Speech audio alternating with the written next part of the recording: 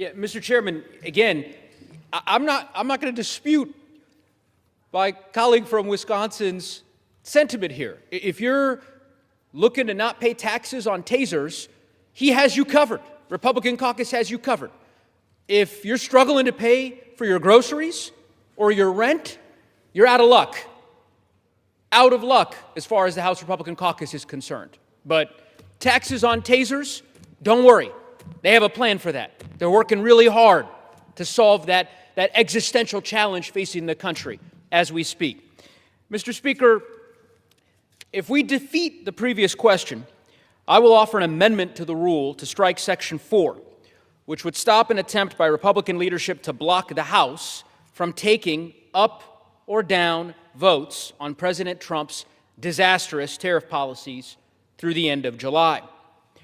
As you know, as the country knows, since March of last year, Speaker Johnson and the Republican majority have blocked up or down votes on these policies. Our view, as you know, is that these policies have been a disaster for the American people, and everyone knows it. We all remember, with great fanfare, President Trump announcing Liberation Day. The only liberation that any of our constituents have felt is the money departing from their wallets as this president increases prices on everyday consumers. It is wrong, and the Congress has a constitutional duty and responsibility to act. We know that these tariffs have costed the American people trillions of dollars. We know that according to the Joint Economic Committee, the average American family now pays an extra $1,625 in basic expenses, thanks to the economic policies of this administration. The question is, why are Republicans hiding from an up or down vote on these tariff policies? In the Senate, multiple votes have been held on these policies. Joint resolutions to terminate the tariffs have been sent to the House, to the clerk here, on a bipartisan basis from the United States Senate, 4 different times. But Republicans, 4 different times, have done the opposite, delayed votes on these tariffs, essentially surrendering one of Congress's main functions to one man in the White House.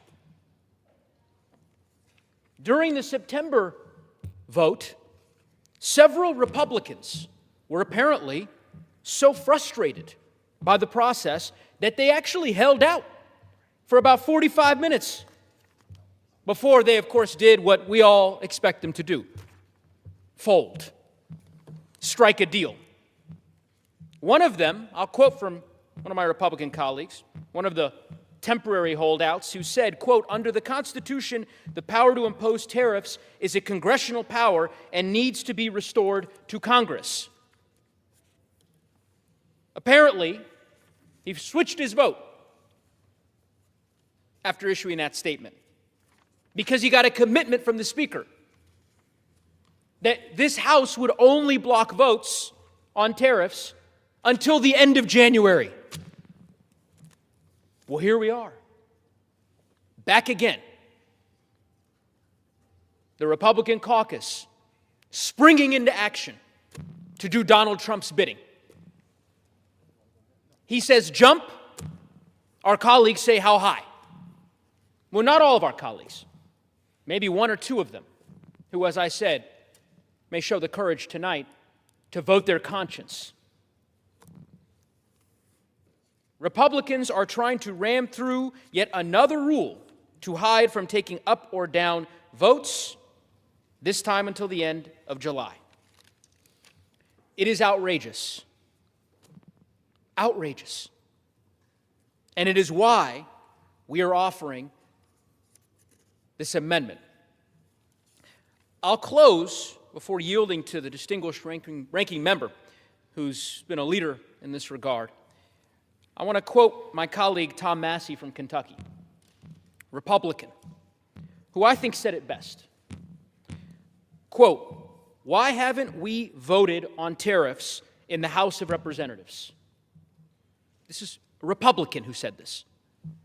"Because Speaker Johnson is using Rules Committee resolutions consummated by majority votes of the whole House to declare that a day is not a day in order to avoid the U.S. law that requires Congress to vote." These are Republican members of Congress, Tom Massey, Don Bacon, all saying what we know to be true, which is that the House is abdicating its duty. So I would encourage my colleagues, those of whom may find some semblance of a backbone, to defeat the previous question, and we can finally have an up or down vote in this body on whether to terminate President Trump's disastrous tariffs, starting this week with Canada, my colleague from New York's neighbor to the north.